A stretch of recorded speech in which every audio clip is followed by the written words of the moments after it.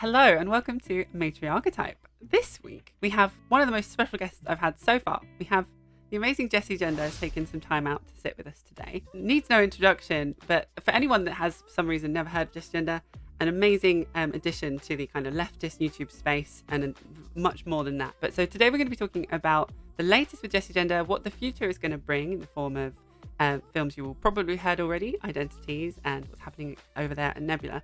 But we're also going to talk about a recent kind of a soft announcement that came out of Jessie's latest episode. So without further ado, Jessie, do you want to kind of start off with where you kind of finished your kind of two-parter episode about the kind of latest in the anti-trans movement and kind of, yeah, where you are right now, if that's okay, and welcome. Yeah, first off, thank you. That was a really nice intro. I always feel like I love the intros, but I'm always weirded out by like intros. I'm like, no, I don't deserve compliments. Stop that. I'm just a weirdo dork who likes to rant at the camera for a while. So I appreciate it. Thank you. But yeah, no, we were kind of talking before we started recording about this, but as you noted, I just did a 2-part video series, kind of about. It kind of touched upon a broad range of topics, but the main overall theme of it was how anti-trans narratives are being used to try to pull many people, and specifically trying to target like more like what we would like deem like more left-leaning liberal type folks within Western countries, and pulling them into these sort of conspiracy right-wing spaces, and then how that anti-trans the rhetoric then connects up with all these other fascistic narratives and right-wing sort of, I don't even want to necessarily say right-wing, more fascistic narratives that then get pulled in, like anti-Semitism or racism, all these things that sort of are propped up by our history of colonization and all of these things that sort of buttress into it. But I use buttress a lot lately. It's my word of the week.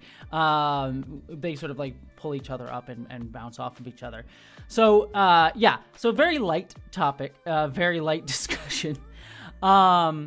But yeah, it was a very long video, and one that I really wanted to do because, especially to get to the final point that I was making towards the end of it, which was to say that, you know, we talk a lot, you know, as a trans person talking about these issues online, we've been talking a lot about trans issues and how they are sort of like aligning with right-wing thought, but not a lot of people do the work to sort of say how these anti-trans narratives are intersecting with so many other really, really important marginalizations and bigotries and things like that. And so I really wanted to talk about that, and I really wanted to make that statement because I don't think it's been talked about enough and as clearly, especially in our space, because we always sort of segment stuff off. But as a result of that, you know, that project was really, really big. And one of the things that I've just been feeling more and more over the years, well, first thing that I've felt since I've been doing these types of videos, because I do these types of videos for a while, is how mentally draining it is to do them. I am honestly mentally exhausted. This last year has been really difficult to endure as a creator. There are so many things that I really have been working on and excited to make, but I just don't have the energy at the moment. And as a result, I am going to be taking a little bit of a break. You know, I first really noticed it after I did like my big Matt Walsh video a few years ago about his What is a Woman documentary, where like I was in that for so long working on trying to address all the points of his video. And then I finished it and I got done with it. And I just felt like this weight lift off of me of like, oh, that feels like I don't have to carry this bullshit in my head for so long about how people are attacking trans people. And yeah, it was just really nice and very cathartic, but also draining at the end of it. And I felt that with every single one of these videos. I've had breakdowns a few times when I've just been like making these works and being like, it's just a lot to deal with. And and I've had moments where, and I talked about it kind of at the end of this one, where you sit there and you try to explain, and you kind of have these moments of like, am I doing this good enough? Am I explaining well enough? Because especially when you're talking about bigotries that you face, as a trans person or whatever marginalized person you're sort of like, I'm trying to explain this thing that I am being attacked for and targeted for, and I know there'll be other bullshit I'll have to face for saying all this, and you want to try and get in a way to make people understand. It's like, I don't make these videos just to instigate something or to like just, I make them to try to get people to understand what's happening.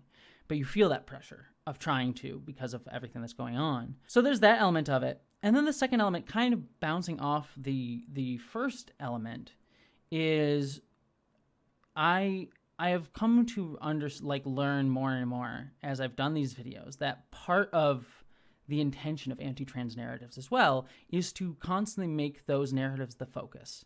So when I do videos like this and I'm breaking down these anti-trans narratives, I'm still, to a degree, falling into the trap of the conversation is only being held on their terms. We're only talking about how to debunk anti-trans narratives. We're only talking about how we fight back against these transphobes, which is important to do. And I never mean to say we shouldn't. But it's also equally, if not, and I would even argue more important, to be focusing on ourselves and how we fight for our own dignity and how we fight for our own ability to live full lives that is completely separate from these people, and talk about how we deserve to hope for the future and think of how we create a future where we are not seen as trans or queer, but are just seen as ourselves, and hope and how do we walk towards that? How do we envision that? And we can only do that on our own terms, and on terms with people who are dealing with the same thing, as well as people who are seen as like the ones in the dominant position today, but talk about how like even that being placed in these hierarchies and these systems of oppression, regardless of whether they are in the oppressor position or not, it dehumanizes us all. And so talking about that, and I've been so lucky and privileged to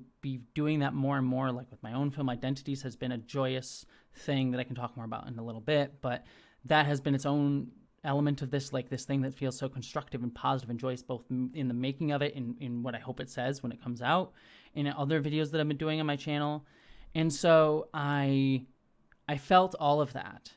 And so when I got to the end of this video, which just took so much energy, it's just sort of like, I want to kind of take a break to recharge and be like, because it's been tiring just with this video and as well as doing Identiteaze, which has been amazing, but like so much work. And so wanting to I need a moment to not burn out, because I've been getting close to that, if not having had actually been burned out at certain points. But then also wanting to take that time to be like, figure out what I want to do next, because I have all these ideas of what I want to work on and what I want to build and what I want to make, and none of them are really making another anti-trans thing. And I'm sure I'll have to make some of them, or make another video on something else that's adjacent to it, just because sadly this is falling into that trap of that's how these platforms are engaged upon, the takedowns, the somewhat negative emotional engagement is how all of these things like YouTube are built on engaging people in our society today. And sometimes you just to survive, you kind of need to play into it a little bit, which sucks, but it's not where I want to put my focus or my energy going forward. And so that's what that sort of break is meaning to me, is I want to be able to keep going. It's not a break to say I'm done. It's a break to say I want to keep making more stuff. I have so much I want to do, but I need to do that in a sustainable way for myself and in a way that I think is constructive. Because it's been hard to do that all the time lately. So, wow, thank you so much for. Well, rather than I ramble a long time. No, that was amazing. I made 5 notes. I'm going to try and go through and comment on, but you've so succinctly just summed up the entire mood, but also I think really, obviously I'm not speaking for anyone else, but I can see, especially even through the content coming out recently in this kind of space, I feel like a lot of people are really feeling the same way. And it's some confirmed, some I talk to people, some I can just see patterns, some people say things in the end of the video as well. And so I think this is something it's been interesting me for a while. And as growing to the size you are, you have a different level, different macrocosm of pressure of the, like you say, being in the spotlight from the other people. But even on my small level, I can still feel it like the smaller waves. I recently got a bit of a video essay out. I was really proud of it.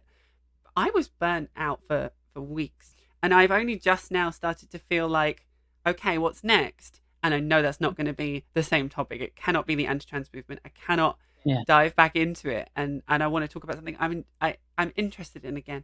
So I can really, to a small extent, obviously in a reduced amount, empathize. First off, your video is great. And I thought it was fantastic. You were really wonderful, and I adored your conversations with Aaron, and I was lucky to be like a part of that. Like, all of that was really wonderful. And yeah, I was proud to be in it. And two, something you're always talking about, and it's like, yeah, I get it. Like, I'm on, like, you know, I have more subscribers and I get more attention, but also like our emotions too are our own and feel unique. So you don't need to necessarily reduce like the, oh, it's on a different level element of it. Like, we feel it. We all are feeling it the same way. And yeah, it'll be different, and yeah, I'll get a lot of more shit myself for stuff, but also like, you know, I look at folks like Abigail Thorne. Like, she's on even another level than I am, you know, and then there are people even above her in the trans space, and then there are other folks in other marginalized communities or intersecting marginalized communities who are dealing with even more, and so like it all compounds. But I think ultimately at the end of the day, so many of us, like trans or not, but I think everybody is just feeling the burnout of this perpetual state of what I was just talking about, this engagement with our negative side of engagement with anger, engagement with fear, engagement with this feeling that the world is ending all the time, either for our community or for society in general. And what we need so desperately is to understand, and I say to understand, not that like, that there is a way forward, that there is a way to build something better. And that does not mean it's going to be easy, that it's inevitable, that it's just instantly going to happen. But what it means is like, there is something to hope for, and that is found through hope in each other, caring for each other, and connection with each other, understanding each other. That's the only way forward. And know that is actually, you know, part of who we are as well, if not more so than this hate and engagement. These are, yeah, I would even argue that a lot of these things are just like incentivized. They seem so big because they've been incentivized and propped up for oppression and domination, but they are not who we are inherently. And it is something I think a lot of people are feeling because we're burning out, because it's not how we're supposed to engage. And then the other thing is too, is we're always told to like do the same thing that you've always done, make more of the same thing, make more of the same product, and do it faster and better and with this like for half the price, you know, both on your soul and also financially. So like, yeah, it's just how our society dictates how we function and needs to change. And I think we're all feeling that. So. Yeah, I can definitely see that. I think as a creative person, someone that is creative enough to want to have a YouTube channel, to create a YouTube channel and to maintain one, again, all three different levels of, you know, having that creative energy. I think the innovation element is also really key. It's feeling like I made something no one else has done, or I am so proud of this because of this unique factor. But what the social media kind of content churning out farm element does is it really reduces that innovation much more than it might appear. And like we have this stereotypical idea of like reacting to Ben Shapiro or talking about J.K. Rowling. It's like they become like churning in your like time card at the factory, and the innovation is so not there. But then the worst part is that to counter that, you can innovate. You can make something no one's ever done before. You can talk about something unknown before, but if it's unlikely to get eyes on it, and if the end goal is to have your voice heard, to have a topic raised, and to have insight brought out to people, awareness raised, then it's not really met the target, you know. And so it's such a catch-22, and I think that is potentially what's adding to this feeling of burnout. It's the balancing of the two, isn't it? And I just wanted to talk about what you mentioned just before, and this came out in the episode, more the second half. You talk about epoch times and... Here's a quick recap, because this video is actually a follow-up to my last video that was about a film called Gender Transformations. Gender Transformations is an anti-transgender docudrama created by the far-right newspaper The Epoch Times for its streaming service Epoch TV. Epoch Times advertised the film on numerous platforms, such as YouTube, directly targeting parents of transgender kids who may have had questions or even be worried about their child's gender identity, but not known much about trans people overall. Its secondary audience was also just parents in general, and specifically mothers. The film then manipulates this concern over the course of 2 hours into fear and anger against the transgender community, using typical anti-trans narratives and false information such as right-wing funded detransitioners and manipulated studies, as well as a terrible fictional manipulative dramatization of a real-life transgender man's life and eventual suicide, with the aim to incite violence, both systemic and individual, personal and private, against trans people. But at least my hope is to save other families. Targeted their anti-trans kind of film, documentary, mockumentary, whatever it was, to Propaganda piece. yeah, propaganda piece of garbage. Yeah, to your channel and other like-minded channels. And what really struck to me there as well is the insidious element of what that is doing, and not to generalize sides, but I think it's very clear that on the left-leaning sides, at least, we try to show, okay, look, here is all of the facts, even the facts on the other side that don't, help necessarily. I want to show you that you can make your own mind up, think critically, and then in more, of the other side of the political spectrum, at least, we can see a little bit more of an insidious misinformation is happening. Not to say that both don't happen on either side, but the patterns are there. And I think to see a company like that targeting a channel that would mean that there are vulnerable people watching that looking for information and looking for that solace in what's going on, and to swoop them up and kind of channel them down a different pipeline, to me it really just goes towards the level, like I said, of the insidious active attack on information itself and opinion, and that really is, to me, the negative propaganda. And I think I'd love to ask how that felt when you first found that out, in that moment when you started to see this happen. I'm sure it was maybe coming up in comments and you were made aware of it. Like, did that also add to the kind of sinking feeling, the stress? Like, how did you feel? I mean, again, I wasn't really surprised on this film specifically. So a couple things too to like hit on. But yeah, I think just to be it's always worth saying too, like, this is not isolated to left or right. Like, this is something that any group can fall into. But generally the tactic of sort of like far right groups, fascist groups, right wing, like even just like I say garden grade Republicans or conservatives, they become more and more fascist as time has gone on, because that's just sort of how the sort of neoliberalist system sort of generates itself. But anyways, regardless, like their tactic is to limit information to people. The whole point is to limit information and then repeat disinformation over and over and over again, so people just end up repeating it and just taking it as natural and normal. And that's been the tactic for centuries. Just like this is like from eugenics movements to phrenology to how colonization, like that's the tactics, like limit information and just continually cite the same information over and over and over again until it justifies its own self. And that's what we're seeing a lot with anti-trans narratives, and it's why you see a lot of the targeted ads on like channels like mine that are, because in a lot of ways, especially in this day and age, channels like mine or like other channels that focus on trans issues or things like that are a lot of people's first access to trans information. The other being probably like representation in sort of like big movies or TV shows, and that's also its own whole discussion of problem in terms of like how that's done and things like that. But a lot of people's first access to information on trans people will be through like YouTubers or some form of entertainment or media analysis or something like that. That's a little bit more accessible than like an academic article or a news article that's like a bunch of dry information.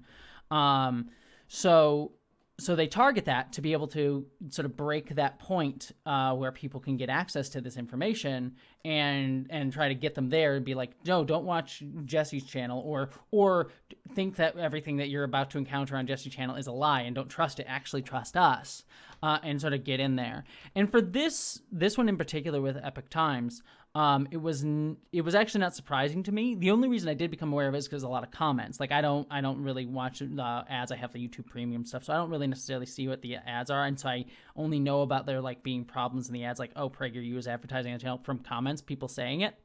And so this was one that I kept hearing about. And I also heard it on like One Topic at a Time I mentioned too, because I believe he mentioned it at one point that he was getting ads on that, I believe. And so like a few other folks as well. And so it's one of those like, okay, I need to look into this. And I just found it, when I did look into it, I just was like, this is nothing I haven't really seen before. Like, all of it was stuff I kind of seen before, but it provided such an excellent look at the entire pipeline of what I wanted to talk about. Because I'm talking about a lot of these things. Everything in that video, the stuff I was talking about in the video, stuff I've generally touched upon before in some way, shape, or form. But this is such a great way to like walk people through the entire narrative of it, hence why it's so long. But it's like, we can start here and go all the way to like, you can start at like, oh, we have some concerns about trans people, all the way up until like the Jewish people are controlling everything and there's lizard people, and we can, exactly, all the way through it. But the first time I remember encountering this dynamic personally was more actually with Matt Walsh's What Is a Woman, where they did the same thing. Like, they put a ton of What Is a Woman ads on my channel as well. That's where I first noticed it. And I'm sure there was other things as well, even before then, that I was unaware of, like had happened on other channels. Because it's the goal is just try to get in there before people get access to this information, or at the same time they get access to it, so they don't know who to trust. And we're just like, well, I'll just look at both sides of the question, which is why always like debating trans rights is always a terrible thing to do, where it's like, if you're already starting people's engagement with these topics of like, well, trans people deserve to live, and like maybe people don't, maybe they don't, it's like, then people are just gonna, because that presentation is sort of like, well, this is something worth questioning, right? Absolutely. Yeah. I agree. Yeah. I agree. Oh, it's interesting to see that there was a two-pronged approach then, because you're right. I assumed it was to move traffic to their thing, but they're also, in doing so, taking away traffic. So it's a two-pronged approach, and that's, again, doubly insidious. And am I right in thinking that Matt Walsh, you have had an engagement with him? He retweeted me at one point. He just haven't paid attention to me. I did try to poke the bear at one point, where I have the, at least as far as I know, unless it's been changed, I have the one negative review of the movie on my on Rotten Tomatoes. Yeah. Rotten Tomatoes, I always think, I love the different ways of saying words. It's always fun. But yeah, Rotten Tomatoes. So yeah, no, he hasn't addressed me directly in any way, shape, or form, but yeah, I don't really necessarily want that. Again, it kind of falls into the trap, because it's like, I mean, the similar situation to that is J.K. Rowling, because I have had engagement with her where she did also retweet me and talk about me around Christmas of this would have been 2022, around that time, where it was talking about Hogwarts Legacy, and I said something, it was like a milquetoast take, quite a soft version of like, I understand, I have the books. But yeah, I think it was something along the lines of like, it's like, I understand people who still love those books. I still love them. I'm not, and like, while I put them away, I can't engage with them anymore because of just the hate. I understand if people do, like, and don't begrudge them that, but supporting something like Hogwarts Legacy just directly funds her, gives her more attention for, all the reasons I've talked about, and I did a whole video on it. But to bring it back to this point, though, the getting into like playing their game, she retweeted me knowing that it would spark a debate between me and her, and like people on our side, I hate describing sides, but like people who are, trying to support trans people get angry about it, her side would get angry about it, and it's the whole point of it. Like, she wants to rise up this anger so that on both sides, so that she becomes the center of attention, and all things go about her. And one of the most, and I talked about this in my video on it, was the most frustrating thing over and over and over again was, I got interviewed by like BuzzFeed. Who else like interviewed me? A few different like big websites like interviewed me for that, which was initially cool. But then I kept talking to them about like, this thing with Hogwarts Legacy is the thing I care the least about. We should be talking about like how trans people should be supported. Let's talk about trans games that are being made by trans people, and like how we can focus on them and like and build them up. Like, that's what their conversation should be, and not a single one of these magazines. Even from people, like I got interviewed by Jason Schreier at Bloomberg, who I really, is a journalist who I really respect, and especially in the video game space. Even he, in the interview, sort of says like, well, we still got to cover Hogwarts Legacy. It's kind of a ridiculous argument you're making. I'm like, but that's not the thing I care about. Like, why are we giving this the oxygen? And it sucks, because Jason Schreier is someone I still do have a lot of support for, because he's talked about like, getting union stuff, but even he fell into that conversation, and it's like, no one is actually focusing on what the conversation should be. And that's intentional. That's intentional by J.K. Rowling. It's intentional by the sort of media machine of like trying to just frame this as like a debate and a thing, even on people who are, on trans people's, again, side. Again, I hate that term.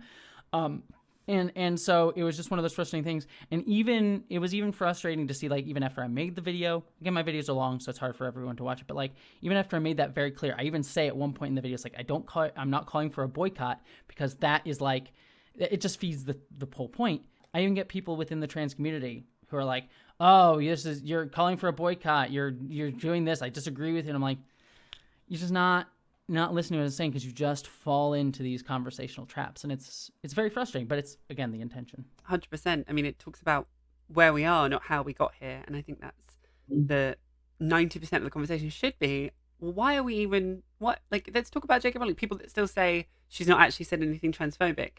I find that at this point, it has to be active ignorance. The main debate that really kind of made this clear to me was the discussion of whether trans women should be in female sports. And obviously, I don't even need to discuss that with you here. But when my only way of targeting that was when talking to people about like the chess team and the the darts team are now officially banning trans women, and it's the idea. It's like the Overton window has shifted so much that we are even sitting having this discussion. And the dehumanization of trans people has come so far that you get centralists, you get even left-leaning people that are like, well, on this one topic, we have a point, and it's, I think, like, the fatigue, going back to this overarching topic today, it's like the fatigue is not only diving so far into the anti-trans rhetoric to bring light to it, but it's also, it's like the further you dive that way, going back home to sanity can be a hard journey. I mean, and so I'd love to ask this, but I've found myself, I've had to, so basically I had a very neoliberal, very almost conservative upbringing. And when I transitioned, I didn't quite understand the difference between biological sex and gender. And I would have even put myself on a little bit more of the kind of not fully aware of what being a transgender woman means and why it makes me a woman. And I've learned that. I've done the work. But, I mean, I went through the same thing. I grew up with very similar. That sounds like a similar journey. Okay. I think in the Western education system, that's like common. We don't have any. We didn't have as many trans people in the media. But so like I've done the work. I've learned people through fantastic YouTube creators like yourself, and I've understood that, and it's made my life so much better. But I find when you go so far into these anti-trans rhetorics, even kind of unknowingly, you start to like. It's almost like if it's an aura, you start to like pick up little dust mites of the insidious misogyny, of the internal transphobia, of the right-wing talking points that they don't quite like. You have to really actively forget them. And I've found myself thinking, am I just an autistic man that's confused? Like maybe she's got a point, and obviously I don't think that, but it can be really tiring to have to like counteract that again, Oh no, it's. I mean, it's what I get that a ton, because you get a lot of these targeted harassment campaigns, and for some of them, like the J.K. Rowling folks, like it was rough, but it's like that stuff, like I can survive because they don't have like super serious rhetoric.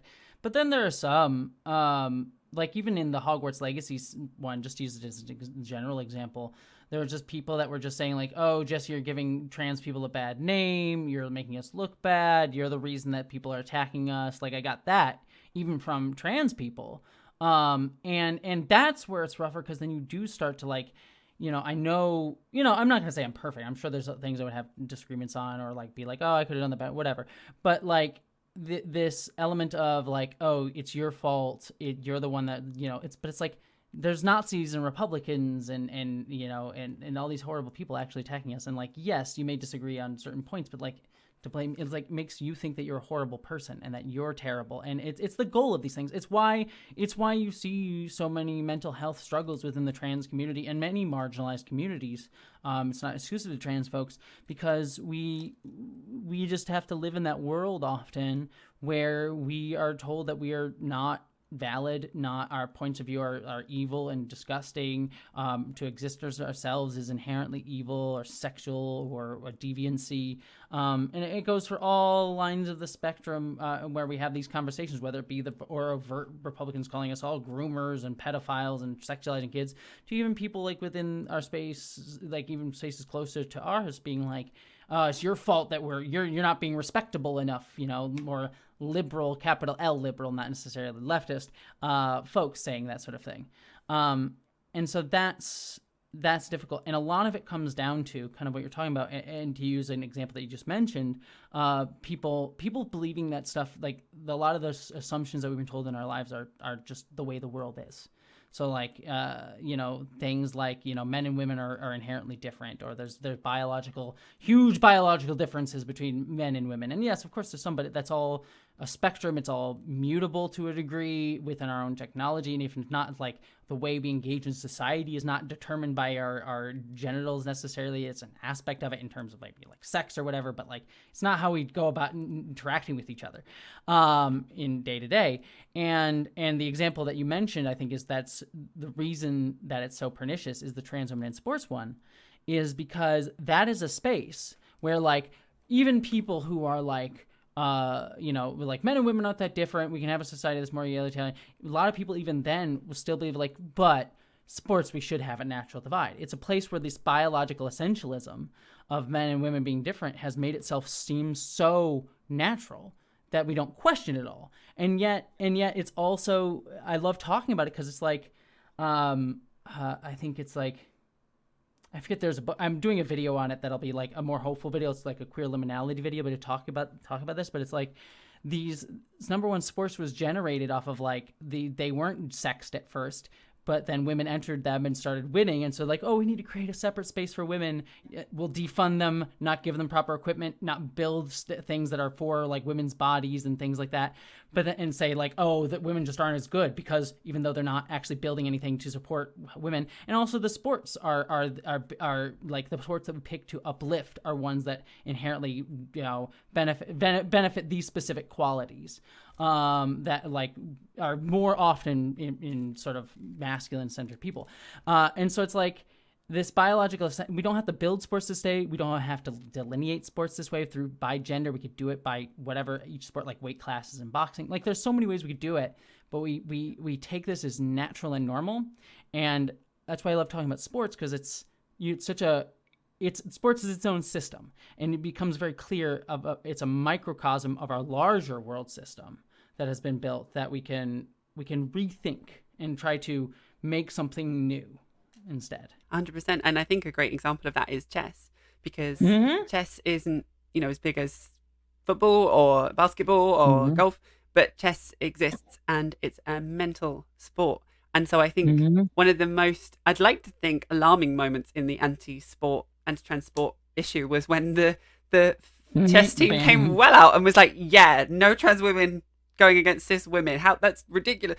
And I think that actually had a reverse effect, because a lot of people, I'm sure, saw that and thought, well, hold on a second. And our big male brains are just they're just outmatching those cis women's dumb brains. Can't do chess good. But like, I was glad to see that level of ridiculousness, because it brings light to how not only is this, like you say, it's taking what is considered common sense through lack of widespread information and a modernized education system, which we can talk about in a second, but it goes to show how this does not end with trans people and the dehumanization of trans people. It will roll out, and it is already rolling out, to other marginalized groups, and including in that, as the gender inequality situation is cis women, and how if you are a cis woman and you're still a TERF after that discussion, it's wild to me, because you are seeing quite clearly the misogyny that is behind the facade of the anti-trans female experience as well, specifically. It goes right to like how a lot of TERFs, not all, but a lot of TERFs are upper class white cis women.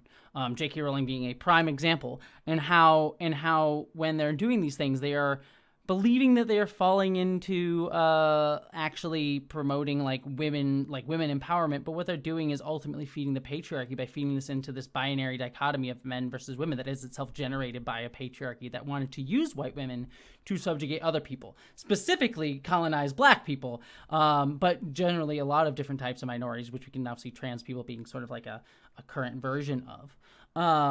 But yeah, so they're using this place of like women are always victims, and not, again, it goes back to that conversation we were talking about before. It's like this need to always center the conversation around how we are oppressed, how we are victimized, how we are fighting back against this dominant group, instead of talking about how we as people, regardless of our identity, can fight for our own dignity and our own ability to live in an egalitarian world free from domination and oppression. And it's the same thing that TERFs don't understand. And it's how so often upper class white women are fed into these narratives. Why you see the Karens that are used to like the white women tears, as people in the black community will say, towards like that you're used to attack black men and victimize black men, and how the state will often justify attacking minorities by under the veil of protecting white women, unless it's a cis white man, in which case it's the woman's fault. You were asking for it. How dare you harm his future? Absolutely. I mean, and your video goes into this quite fantastically. It talks about how in the anti-trans film specifically, they use the derogative term Karen in the high school setting, which is ridiculous. Yeah. But you also do talk about, especially with your interview with Kaylin Conrad, love, by the way. Kaylin's amazing. Adore person. them. Yeah. Who spoke about the same thing when they infiltrated the different groups, of how non-white women speaking out about certain misogynistic and kind of talking points of that same situation would be silenced. And again, this all comes full circle to talk about why eventually down the pipeline you see just complete fascism and complete, what's her name? I always get confused with the name Katy Perry, which is not. The blonde. The person who goes by the name Posey Parker.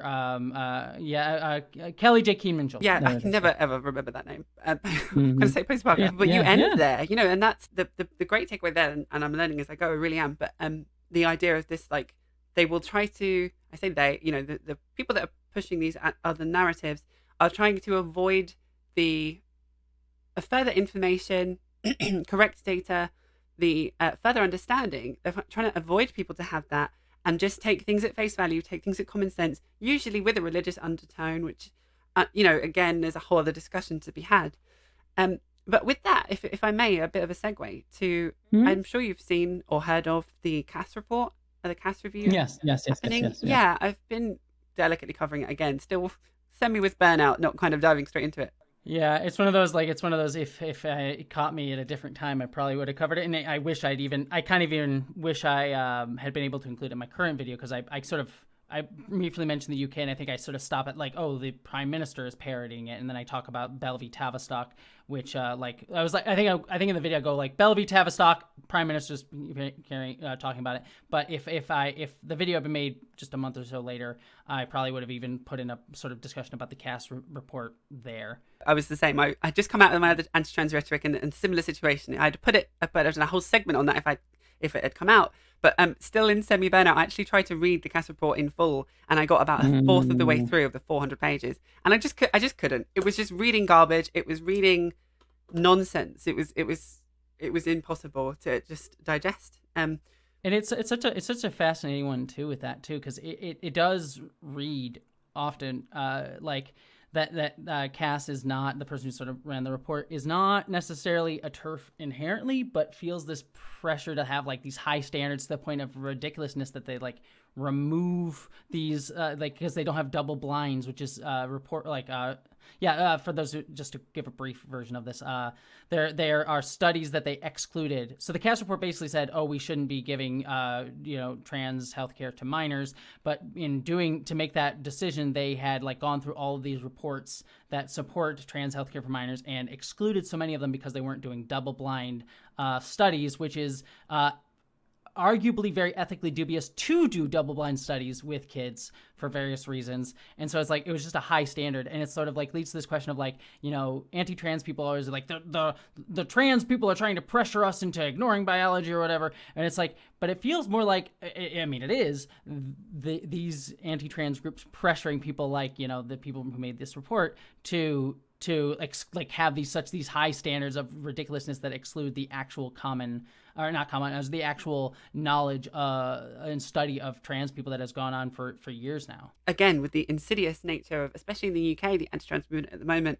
it does a very good job at suggesting things that sound very sensible to both sides, but then it then kind of grays out how that process would be achievable, and then on top of that throws an element of in achieving it, we need to make sure, like you say, the utmost professionalism. And when you look into it further, what I've seen when like analyzing how that would be done, it then falls right back down to, so we should just ban trans care for anyone up to 25 until we know more, and so it does kind of go full circle to full on some of the most anti-trans stuff we've seen in a widespread study. It takes a lot of stuff from the Florida situation. But again, what I try to say is that, like, imagine in any other medical scenario where you would be told you cannot make that decision, you or yourself or your child, if you're a guardian, you can't make that decision for your child until they are 25. Or even the path of medical care for them would change up until that period. And that's what's wild, and that's where the Overton window has shifted so much. So tell me then, going back to the burnout, because I really am interested to hear how you are doing. Do you know what I mean? So how what if you are going to do another video, you mentioned another one in the pipeline, like how much is this going to be on the topic, or are you going to really take a break from the entire anti-trans movement? And in doing so, do you feel a bit of guilt kind of not talking about it because it is ongoing and getting, if anything, worse? No, I don't necessarily feel guilt. I mean, there's a lot of people doing this work. And honestly, even sometimes Twitter, there's people doing it better than I am at this point in my career. And that's not to, disparage myself or disparage anyone else. It's just sort of like my interests and I think my skills are better used elsewhere just because of like what I'm feeling, what I'm growing. It's like, I could sit here and be making video upon video about these topics, but it's like, there are so many, up and coming people like yourself and other like YouTubers, both up and coming and going further, that are covering this stuff. And it's like, I think that, there's an element of like, I want to be able to grow, and I want to also give space to other people to grow into what I was doing, maybe grow beyond that, maybe grow into doing it more. You can also talk about people like Aaron Reed, who you also interviewed, who are doing this fantastically in so many ways. And so yeah, it's one of those, I don't want to necessarily get caught in that. And like I said, I do want to still keep making YouTube videos, but what I'm focusing on now, first off, the one I'm focusing on right now is just one that I've been wanting to do for a long time, which is a video technically about Star Trek Deep Space Nine, show that I really love because I'm a Trekkie, but also more actually, that video is really secretly about the concept of queer futurity, the philosophy of queer futurity. This belief that, like, I'll even reference this because I was working on this earlier, but Cruising Utopia by Jose Esteban Munoz, fantastic book that I would highly recommend people read. That's the sort of the basis, the sort of spine of the video, but it's sort of touching upon a whole other bunch of stuff. But this idea that, again, queerness is not a present tense of being, it is a future tense of being. It is a hope for a future that is resistant to today, the dominant order of now, and focusing on trying to create envision a world that should be, and how we walk towards that, and how we try to create that, and how we try to and how queerness is this collective we that move beyond like our borders of identification of gay, lesbian, bisexual, straight, transgender, like all these like identities that are meant to wall us off, and how actually queerness is recognizing how we're all sort of shoved out from how we're the ideal of our society and how to create that egalitarian future. And Deep Space Nine is just a vehicle for that, I think, in a really beautiful way. So that's what that video is about. So like that's what I'm focusing on. It's like a hopeful piece and something fun. But I do have other videos that I like want to focus on, like I want to do a video on assimilationism, like the assimilationist rhetoric, especially as it's in the trans community, where I hear people being like, even I won't name names, but like people being like, oh, your politics aren't sellable, or you're are like, we can't, like, you have to take it slow. We have to argue for just steps along the way, and you have to sell your transness to the regular normal people.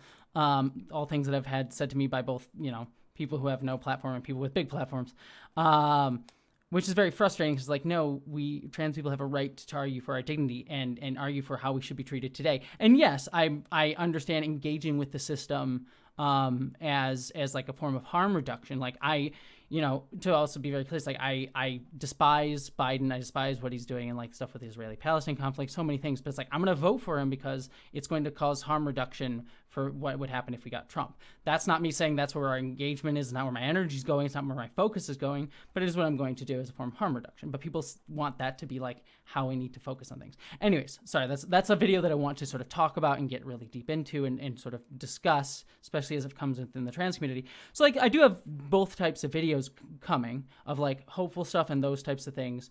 But the thing that is calling me more and more and more is to try to do more things that break out of like the sort of style that I've been known for a while. The biggest one being Identiteaze, which is the movie that I'm working on. That has been sorry to like go into seller mode, but like just speaking from the heart, it is a science fiction film, and it is honestly a dream come true for me because since I went to film school, like, you know, I do adore YouTube stuff and like these video essay style things. And in many ways, it's more kind of what fits my brain better even than film sometimes because of my neurodivergent brain. But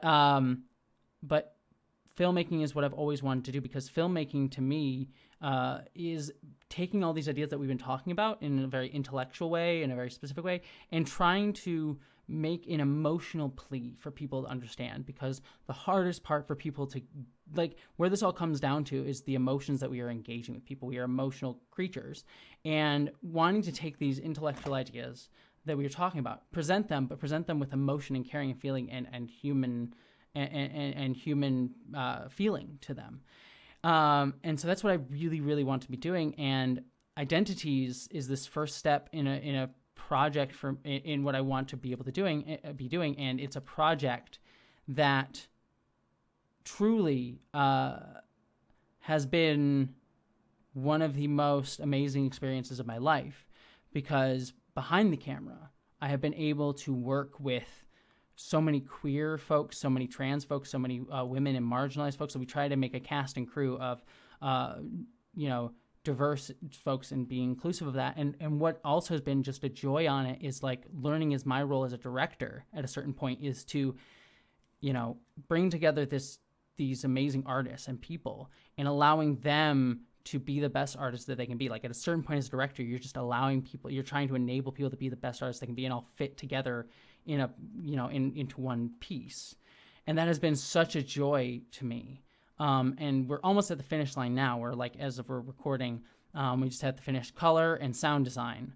And then we're pretty much set to go. Still a little bit of a process. It's going to take another month or so, but we're getting there. And it's just been so joyous on that side of things. But then also, it's also been such a great learning process for me as a creator, because it's like I'm very proud of this film and I'm so excited for people to see it. Like there's so many cool moments and things that we're doing, but I also like I'm watching it too and being like, oh man, I could have done that better, or I could have done that better. I could have shifted this or made this better, or like just things that I've learned, and I'm excited to be able to like grow into that and do that. And try to become a better filmmaker on that end of things. And then also marrying that with my YouTube stuff as well, when I keep doing YouTube things, and trying to do more experimental style stuff in the YouTube space. That's where I hope to go to. So all of that is where I hope to be. And then also, Identiteaze itself is a film that is kind of about all of this stuff that I want to be talking about. It's a film that is about, without spoiling too much, I don't want to spoil it all. And I'm sure I can talk about this more when it comes out, but it is a film about how we live in systems that try to sell us our identity and tell us that our ability to choose some level of identity within this very specific spectrum is liberatory. And like you can choose along this set terms that we have, but it is something we are selling to you, and by engaging with how you buy it, that's how you express your identity. And how actually the breaking of the system comes through radically searching for ourselves. And that when we find who we really are, despite all the things that we're told to be, that itself is a revolutionary act and can be the spark of something much greater. And the hope, just to say, I'm going to keep putting this out there, the hope is that Identiteaze is actually a pilot for it's a film. It like tells its own whole story, but you'll see there's an after credit sequence. There's a bunch of other, there's more to tell, and I want to see if we can get to tell more of that story. If not, I have other things I want to do. It's totally cool. But I have more story I want to tell in that universe that I think will be very cool and will be, again, I don't want to spoil too much, but the thing that I want to, hopefully people will take away from the film is that while our main characters will go through an arc in the story and have a revelation, there'll be a moment towards the end where I think it'll be very clear. It's like, this does not make them special. It makes them part of something larger. And hopefully that can be a story that we can tell, because our narrative today is like, oh, your protagonists are always very special people. And I want to be like, no, our story is, we have to, again, the intersectionality. Like, it's something I have learned, especially as like a white trans person, being like, oh, I think like this journey I've gone on as a trans person to be radical myself has been this liberatory and revelatory experience to me. But then I also have learned as I've grown into this, being like, there are so many people that have been doing this work for years, both within the trans community and other intersecting communities. And I want to be able to be like, how do we deal with those learnings and frustrations and frictions in trying to fight against these oppressive systems, but also building something new? And so that's what hopefully the film is about. And that's what I want to be able to tell with hopefully more stories with this, but also with my own learning journey as a person and in the art that I make, even if it's more Identiteaze or it's whatever comes next. So that's what I want to be focusing on more and more and more and more and more. And so while part of that will probably be like, I'll make a video on anti-trans bullshit at some point or touch upon it or be a part of it, it's not where my focus needs to be at the moment, just because who I am as a person. And I think collectively it's something we need to be focusing on, but I'm not here to dictate to everybody else what to do. I also think there's many tactics that people can take. I think it's just as important to have people who out there like being like, let's target this bigotry as it is to like have other things. But yeah, anyways, I'm rambling at this point, but that's where I am right now in my career, and we'll see where it takes me. But that's where I'm at. So wow, that I've got to just say, just sitting and listening and watching the passion of how you talk about it is enticing to a way that I don't think I can describe verbally. And I just can't, I mean, obviously I can't wait to see it, but I can't wait to see you through the release of it and see how excited you are to see your piece of art, a movie you made out there. If I'm being honest, I'm so scared. I bet. We're at that point right now where it's like, I see the shape of it and we're near the end. And like, I've oscillated throughout this whole experience of being like, oh man, it's terrible. I've made this whole thing and it's terrible. And then I'm being like, this is amazing. It's going to change people's lives. And I've gone back and forth of it. And the answer is going to be, it's somewhere in between. Somewhere definitely in between those things. The goal is, I hope that what I was trying to get across gets understood in some way, like people get something out of it, but also that people themselves are able to take something meaningful for themselves, regardless of me, out of it, and that it is meaningful and that it is, able to resonate with people in some way. That's all I can really ever hope for. It was resonating to me to be able to make it, and hopefully it will enable me to be able to make more myself, to be able to hire more people, to be able to like help them enable their own artistry, both within my projects and beyond my projects. And yeah, that's really the hope. Hopefully it's just meaningful to people and allows me to continue my own journey and hopefully bring up people with me to continue their journeys. Because there's been just so many wonderful people on this production. Like, oh man, I want to just, like, my instinct right now is just to call out so many people that I'd be here all day listing names, but like, I'll do that when the movie comes out and we can show their work. But yeah, it's just been an amazing experience. So, well, if you do work on a sequel or a series or anything like that, you need anyone else, anyone with like mid-length brunette hair, I think I have a few names I could probably roll out to you. Well, just give me their contact info. Yeah. The goal is always to try and get more and more trans folks and more queer folks into the making of it. Because, sorry, one last thing on this piece too that was just fascinating to me too, and it kind of goes to what we were talking about, and I think it'll be an interesting way to sort of wrap out the conversation. Unless you want to we can keep on talking more, but at least wrap out this part of it is, on set, and even throughout the whole experience, we hired a lot of queer and trans folks, and this is not meant to like uplift myself, but it's just something that shocked me all the way through the making of it, is seeing how so many folks, whether they be women, queer, trans, or some mixture of all of that, and other minority groups as well, like how in Hollywood specifically, because we filmed a lot of this in Hollywood, a lot of people work from Hollywood, how a lot of them had come to expect bad treatment on sets, come to expect not to be thought about or given attention to, and how the system itself kind of incentivizes that to a degree. Like, there were things that I learned on set too, of being like, oh, I could have done this better. I could have set these people up better to do their job better. And it's something that I was like trying to learn so I can grow as a director to enable these people. Because again, my job, I feel, is like enabling these people to be their best selves and get the best chance to show their work. And so, and a lot of that was just me not being experienced in it, but also like the system itself being like, this is the way you do it. And so you just do it this way. And it's like, oh no, I don't want to do it that way, actually. And so, you know, I am honored that, and I don't want to speak for them, but like, they can say it themselves if they wish to, but like, I'm honored that there were so many people that told me like they had an experience that was different on my set than it was for anywhere else that they've had, and gotten a chance to be seen and loved and cared for, sometimes to an almost detrimental degree. I think there's a behind the scenes thing. It was very funny. I always ask my actors over and over again, like, are you doing okay? How's this scene doing? You feeling good about it, especially emotional moments? And then in one of the interviews behind the stage, James, who is one of the actors, he literally was like, he's like, you know, I adore Jessie, but sometimes she's checking in too much. Like, we'll be fine. We got this. We're kicking butt. You're kicking butt.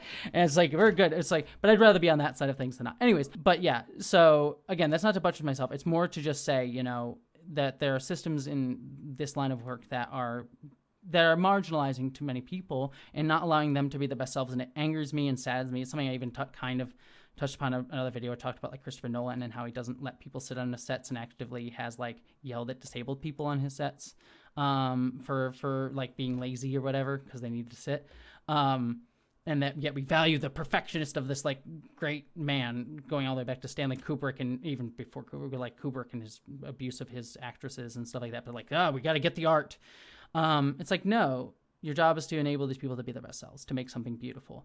And I think that is the ethos I want to take into filmmaking, but also the ethos that I think we all need to be taking into how we think about society and the worlds that we want to build, that we are all here to try to enable the best of ourselves and the best of others. And how do we tear down the systems that are telling us to value the product, value the thing that is made, value the monetary value or the materialistic value, and not the process of making something beautiful, and not the process of getting to be in community with beautiful people of all shapes, sizes, abilities, whatever. And so, yeah, it's a microcosm of all of that. Because I think as well, what really comes across in what you're saying is when you allow that, when you facilitate that, and you break even the unconscious elements of a structure that have been around for so long and that are almost embedded even in people in more progressive mindsets, you enable them to really shine, and especially in creative places and you know, the creation of art.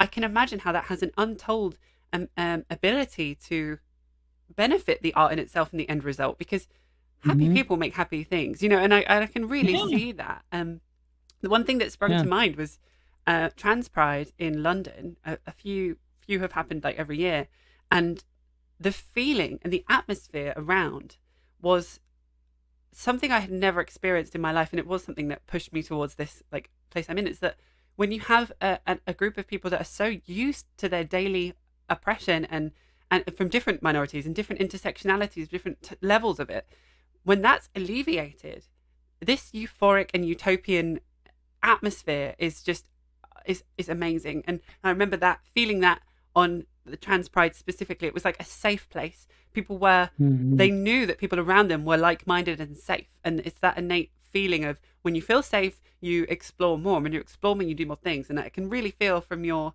the depiction of the workplace. You know, provided that. Our society tends to tell us, you know, again, this phrase is rooted in like this the way the world works, like common sense narrative, but like our society tries to tell us that that everything is survival of the fittest. Everything is who is stronger. We must always be in competition with each other. We must always be struggling in some like life or death scenario, or in some like, you know, like it's how we think about our day-to-day works. Like we always need to be toiling away and working so that you can be able to like survive. And that's why we feel the burnout, because like we need to work or else we're not going to have money. We're not going to be able to feed ourselves. So we must always be toiling away at something, or we must always be fighting with someone. It's always cis women versus trans women. It's always men versus women. It's white people versus black people. It's whatever dichotomy they want to put it into. And I always go to Star Trek as the example of this, just because I'm a Trekkie and it's what I love. But what I love about Star Trek and the ethos that I like to think about is that, you know, as much as I have criticisms of Star Trek as a franchise, its own product, and as a thing, one thing it does show is that there can be a world that we can create where, if we get rid of all of these things that you know, society tells us we need to have in order to incentivize us. You gotta have money, because people need to be incentivized to work, or else just be lazy and be homeless and do nothing, or whatever, the welfare state. What something like Star Trek shows us is that even if we remove all of those things, we will still have an innate desire to learn, to grow, to support, to build community, to try to go into the unknown, either within our own souls, within the souls of others, or within the universe, and explore it and try to understand it. And that's really the fundamental human nature that we sometimes are forgotten because of the systems that we're in. And so that's what I truly believe in, and it's what I always want to try to focus on and try to get people to see that, like, we don't, like, yes, we're never going to create a utopia. I don't believe that a utopia is ever possible, but it is the effort to try to reach that utopia that is important. It is an effort to try to be better, to see the betterness in others that is important. And if we just believe this fascistic narrative of like we are inherently evil, or the, you know, the idea that we're all inherently sinful and need to wipe away our sins through hard work and penitence and whatever, then we like. Sorry, I lost my train of thought, but like getting, because but yeah, the way the fascists know that we are inherently sinful. Like, no, we are beautiful beings that are fallible and imperfect, but we strive to be better, and that's the beautiful part about us. Yeah, wonderful. And it's interesting because some of the topics you talked about, I think, are going to be the subject of my next wider essay, and I wanted to talk about this, so the social reproductive labour element, but also the, you know, forcing work and what is laziness and uncovering it. Obviously, it's been done before, but I want to explore it myself and learn as I go. And I think that that's a fantastic takeaway I've already learned from this, is that, like, even without the necessity for those things, people do still want to explore, create, and do and act and work to an extent with a different nuance to the word.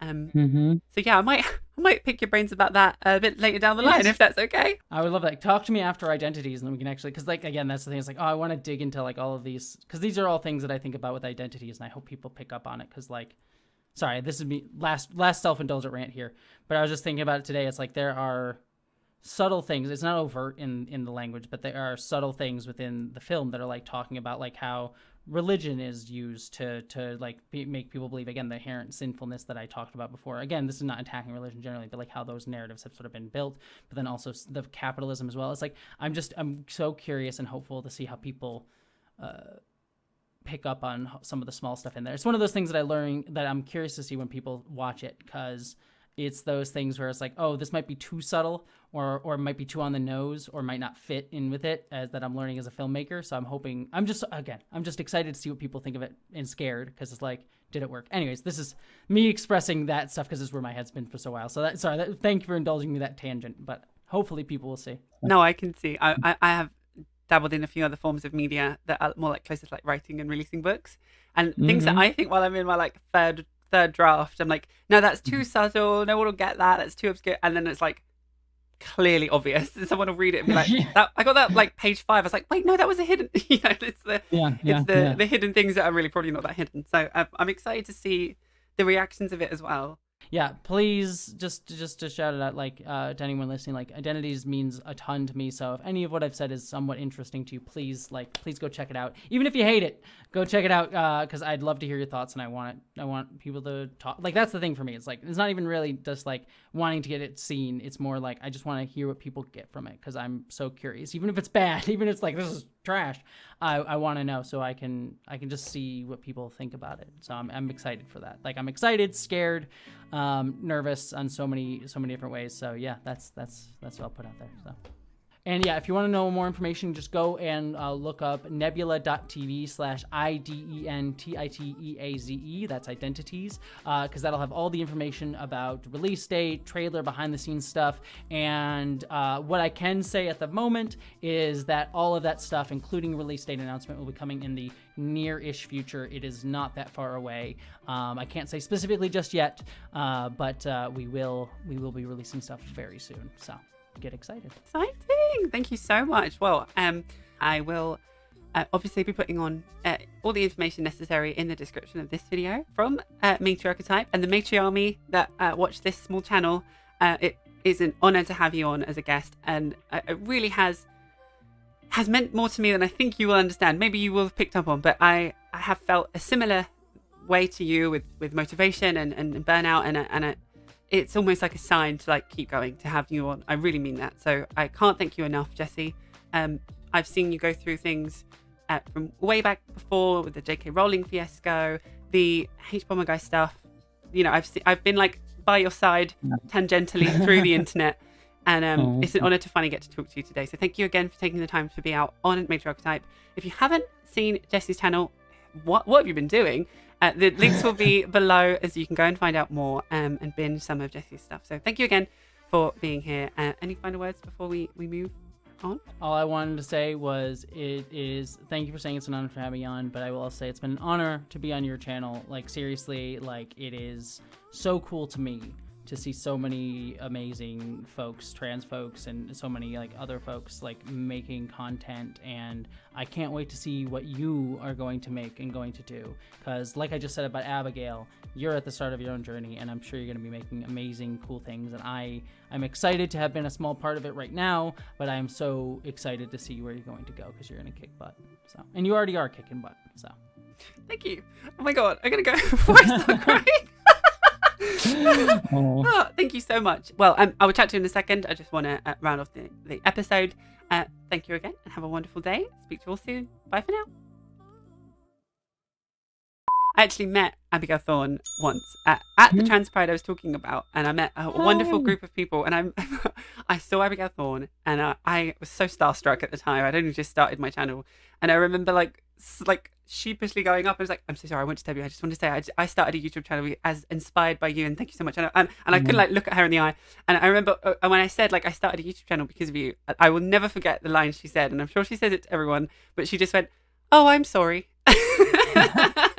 And I was like, yeah, that's also the most like Abigail Thorne thing to say. Yeah.